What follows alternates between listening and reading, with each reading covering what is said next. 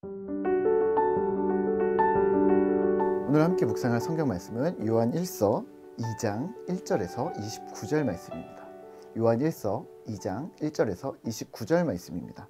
오늘은 3절, 4절, 5절 말씀을 읽겠습니다. 우리가 그의 계명을 지키면 이로써 우리가 그를 아는 줄로 알 것이요 그를 아노라 하고 그의 계명을 지키지 아니하는 자는 거짓말하는 자요 진리가 그 속에 있지 아니하되 누구든지 그의 말씀을 지키는 자는 하나님의 사랑이 참으로 그 속에서 온전하게 되었나니 이로써 우리가 그의 안에 있는 줄을 아노라. 아멘.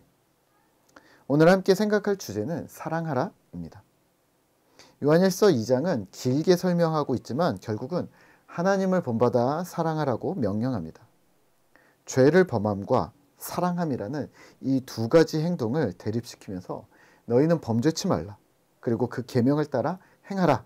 그것이 사랑이다 라고 말합니다. 3절과 4절입니다. 우리가 그의 계명을 지키면 이로써 우리가 그를 아는 줄로 알 것이요 그를 아노라 하고 그의 계명을 지키지 아니하는 자는 거짓말하는 자요 진리가 그 속에 있지 아니하되. 아멘. 우리가 주님과 관계가 있다는 것은 계명을 지킴으로 증명됩니다.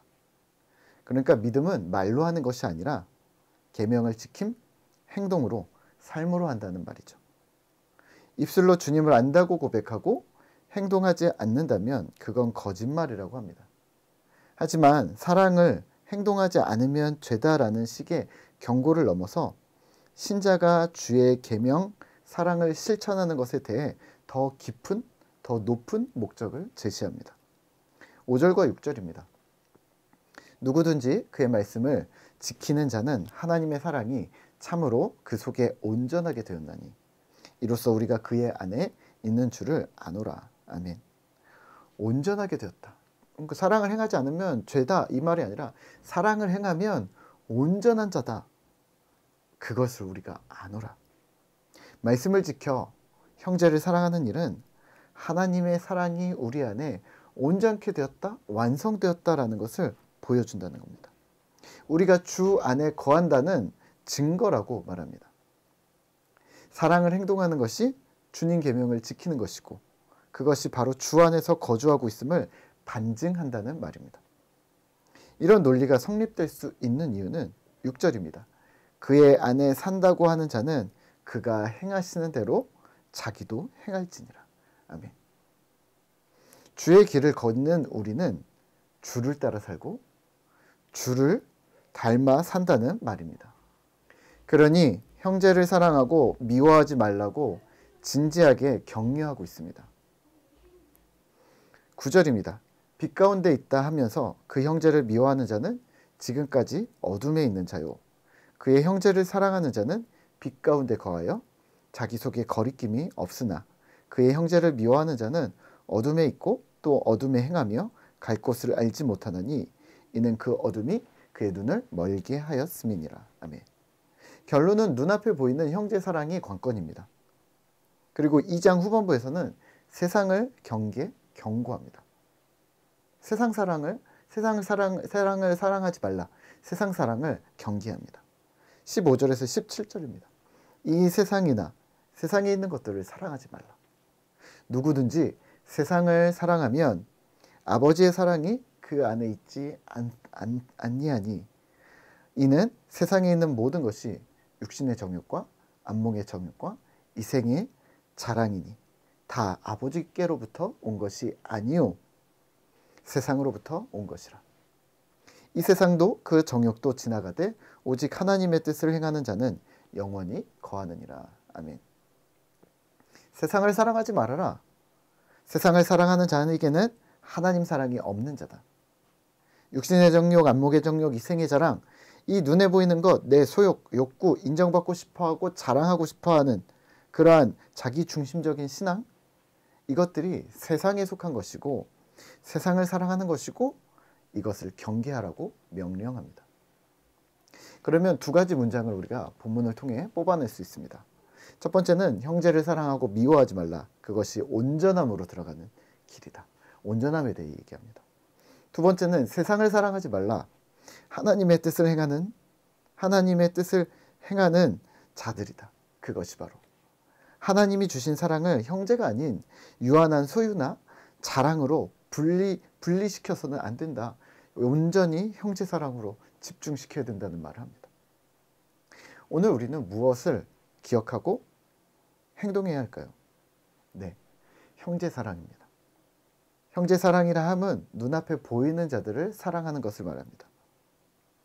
그가 어린아이든 어르신이든 가난한 자이든 부유한 자이든 나이나 성별, 어떤 직급이나 어떤 상황과는 상관없이 우리는 사랑을 베풀어야 한다는 것입니다. 형제 사랑은 나를 향한 사랑의 반대입니다. 형제 사랑은 어떤 소유에 대한 사랑의 반대입니다.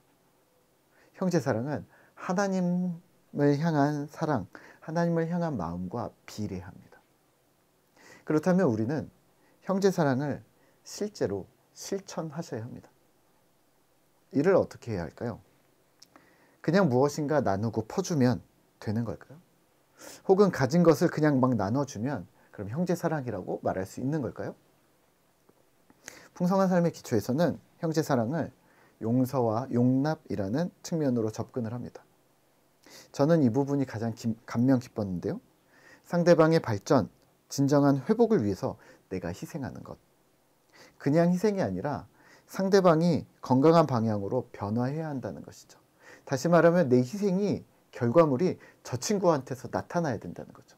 그냥 내 희생이 그냥 사라지면 되는 게 아니라는 거죠. 그렇다면 누군가를 위해 물질을 전달하고 식사를 한 끼 대접하고 중요한 일입니다. 그리고 그 큰 결단에 박수를 보냅니다. 하지만 저라면 식사를 한 번 하지 않고 2번 하겠습니다. 아니 3번 하겠습니다. 무엇을 제공하는 것도 중요한 일이지만 그들의 이야기를 듣고 상황을 살피고 지근거리에 내가 있다는 것을 인식시키는 일들을 저는 포함하겠습니다. 상대방이 일어설 수 있도록 그가 일어서는 것을 지켜보고 격려하는 자가 옆에 있다는 사실을 그에게 주지시키겠습니다. 이러한 일들은 당사자에게는 큰 힘과 위로가 될 것이기 때문입니다. 예전에 헬스장에 가면 트레이닝 코치들이 운동할 때 잠깐씩 봐줄 때가 있습니다. 벤치프레스 이 어깨를 이렇게 막 이제 혼자서 하면 한 5개밖에 못 하는데 이제 옆에 코치가 와서 이제 봉에다가 바벨에다가 손가락을 이렇게 살짝 올립니다. 그리고서는 이렇게 말합니다. 한 개만 더, 한 개만 더, 한 개만 더. 좋아요, 좋아요, 한 개만 더. 네, 제가 잡을게요. 뭐 이래요. 네, 그러면 그 말에 힘입어서 한 2-3개를 더 합니다. 원래 할 수 있는 것보다 조금 더 하는 거죠. 형제 사랑은 이렇게 만남이라고 생각하시면 어떨까요? 누군가가 함께 있기 때문에 내가 힘을 더 낼 수 있는, 상대방이 힘을 낼 수 있는. 이미 우리 성도님들이 열심히 하고 계십니다. 내 시간을 들여서 내 물질을 사용하면서 내가 아닌 외부로 에너지를 사용하고 있으신데요. 1대1로 또 소그룹으로 또 특별한 만남들을 위해서 노력을 기울이시는 것, 그것이 사랑입니다. 거기서 하나님의 위로와 격려와 회복이 일어나도록 조금만 더 미리 준비를 하시고 조금만 더 여러 번 횟수를 늘려주시죠. 1대1로 섬겨주셔서 또 우리 소그룹으로 함께 해주셔서 우리 성도님들께 감사를 드립니다. 우리가 그곳에서 경험했던 사랑과 교제들이 우리 꿈터 공동체 구석구석으로 흘러가기를, 사랑이란 이런 거구나, 교제란 이런 것이구나 라는 것을 우리가 경험한 것을 우리 꿈터 공동체 안에 또 우리 지역사회와 세상으로까지 흘러가기를. 그래서 사람이 넘치기보다 사랑이 넘치는 교회 되기를 기도하겠습니다.